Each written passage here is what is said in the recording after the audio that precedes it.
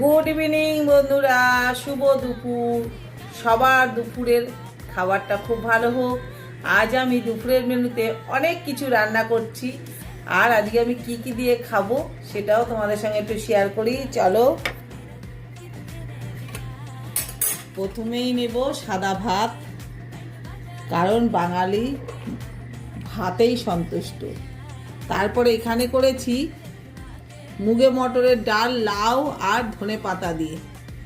আর এখানে করেছি ডিম কষা আলু দিয়ে, একদম কষা কষা করে ঝাল ঝাল করে।